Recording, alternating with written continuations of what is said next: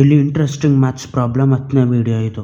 10ನೇ ವಿಡಿಯೋದಲ್ಲಿ ಏನಂತ ಕೊಟ್ಟವ್ರೆ, 3x plus 3 factorial equal to 3 ಅಂತ ಕೊಟ್ಟವ್ರೆ. ಇವಾಗ ಎಕ್ಸ್ ಅಂದರೆ ಎಷ್ಟು ಅಂತ ಕಂಡುಹಿಡಿಬೇಕು. ಯಾವ ಥರ ಕಂಡುಹಿಡಿಯೋದಿದೆ ಎಕ್ಸ್ ಅಂದರೆ ಎಷ್ಟು ಅಂತ. ಇವಾಗ ಎಲ್ಲ ಸಿಂಪ್ಲಿಫೈ ಮಾಡಬೇಕದು.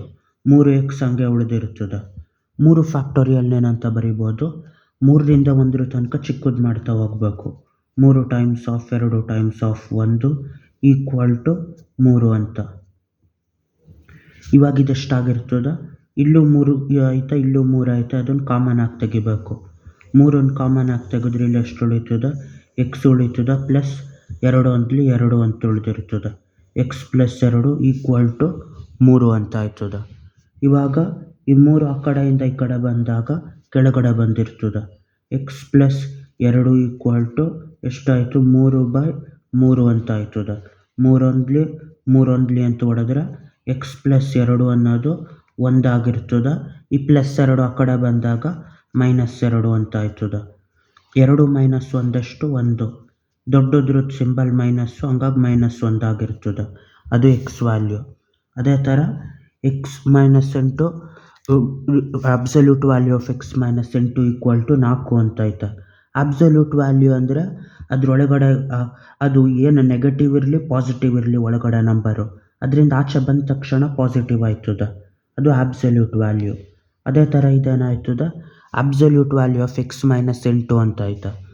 ಇವಾಗೇನು ಎಕ್ಸ್ ಮೈನಸ್ 8 4 ಇರ್ಬೋದು, 4 ಇದ್ಬಿಟ್ಟು ಅಬ್ಸಲ್ಯೂಟ್ ವ್ಯಾಲ್ಯೂ ಆದಮೇಲೆ 4 ಉಳಿದಿರ್ಬೋದು, ಇಲ್ಲ -4 ಇದ್ಬಿಟ್ಟು ಅಬ್ಸಲ್ಯೂಟ್ ವ್ಯಾಲ್ಯೂ ಹಾಕಾದ್ಮೇಲೆ ಅದು +4 ಆಗಿರ್ಬೋದು.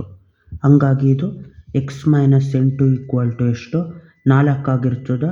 ಇಲ್ಲ ಅಂದರೆ ಇನ್ನೊಂದು ಎಕ್ಸ್ ಮೈನಸ್ 8 ಅನ್ನೋದು -4 ಆಗಿರ್ತದೆ. ಆ ಅಬ್ಸಲ್ಯೂಟ್ ವ್ಯಾಲ್ಯೂ ಆದಮೇಲೆ -4 ಇರೋದು ಪಾಸಿಟಿವ್ ಆಗಿರ್ತದೆ.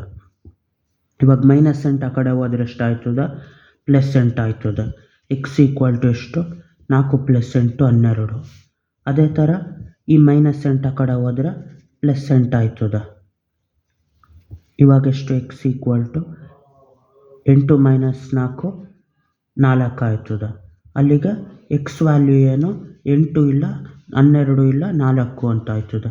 2 ವ್ಯಾಲ್ಯೂಗಳು ಎಕ್ಸ್ ಅನ್ನೋದಕ್ಕೆ. ಅದೇ ಥರ ಇದರಲ್ಲಿ ಏನಂತ ಕೊಟ್ಟವ್ರೆ, √8/2 ಡಿವೈಡೆಡ್ ಬೈ 2/√8 ಅಂತ ಕೊಟ್ಟವ್ರೆ. ಇವಾಗ ಹೆಂಗೆ ಇದನ್ನು ಸಿಂಪ್ಲಿಫೈ ಮಾಡೋದು ಅಂದರೆ, ಇದನ್ನು ಡಿವೈಡಿಂಗ್ ಇದ್ರ ಥರ ಬರ್ಕೋಬೇಕು. ಫಸ್ಟು ಡಿವೈಡಿಂಗ್ ಥರ ಬರೆದ್ರೆ ಇದು √8/2 ಹೋಲ್ ಡಿವೈಡೆಡ್ ಬೈ 2/√8 ಅಂತ ಆಯ್ತದೆ. ಇವಾಗ ನ್ಯೂಮರೇಟ್ರಲ್ಲಿರೋ ಡಿನಾಮಿನೇಟ್ರು ಕೆಳಗಡೆ ಬಂದಿರ್ತದೆ. ಅದೇ ಥರ ಡಿನಾಮಿನೇಟ್ರು ಮೇಲೆ ಹೋಯ್ತದೆ. ಅವಾಗ ಎಷ್ಟು ಆಯ್ತದೆ, √8 ಟೈಮ್ಸ್ ಆಫ್ ಇದು ಮೇಲೆ ಹೋಯ್ತದೆ, √8 ಆಯ್ತದೆ, ಡಿವೈಡೆಡ್ ಬೈ 2 ಟೈಮ್ಸ್ ಆಫ್ 2 ಅಂತ ಆಯ್ತದೆ. ಇಲ್ಲಿ ಸಿಂಪ್ಲಿಫೈ ಆದಮೇಲೆ ಏನಾಯ್ತದೆ, √8 ಟೈಮ್ಸ್ ಆಫ್ √8 ಅಂದರೆ √8 ಸ್ಕ್ವೇರ್ ಅಂತ ಆಯ್ತದೆ. ಇಲ್ಲಿ 2 ಟೈಮ್ಸ್ ಆಫ್ 2 ಅಂತ ಉಳಿದಿರ್ತದೆ. ಇಲ್ಲಿ 2 ಟೈಮ್ಸ್ ಆಫ್ 2, ಅಲ್ಲಿ √8 ಸ್ಕ್ವೇರು. ಅದು ಪೂರ್ತಿ ಸಿಂಪ್ಲಿಫೈ ಆದಮೇಲೆ ಎಷ್ಟಾಯ್ತದೆ, ಅದು ಸ್ಕ್ವೇರು ರೂಟು ಕ್ಯಾನ್ಸಲ್ ಆಯ್ತದೆ, 8 ಉಳಿದಿರ್ತದೆ. 8 ಇಲ್ಲಿ 2 ಟೈಮ್ಸ್ ಆಫ್ 2, 2 ಒಂದ್ಲಿ 2 4 8 ಅಂತ ಆಯ್ತದೆ. 2 ಒಂದ್ಲಿ 2 2 4, ಅಲ್ಲಿಗೆ 2 ಇದು. ಪೂರ್ತಿ ಸಿಂಪ್ಲಿಫೈ ಆದಮೇಲೆ √8/2 ಡಿವೈಡೆಡ್ ಬೈ 2/√8 ಅದೆಷ್ಟಾಗಿರ್ತದೆ, ಕೊನೆಗೆ 2 ಆಗಿರ್ತದೆ. ಬಾಯ್.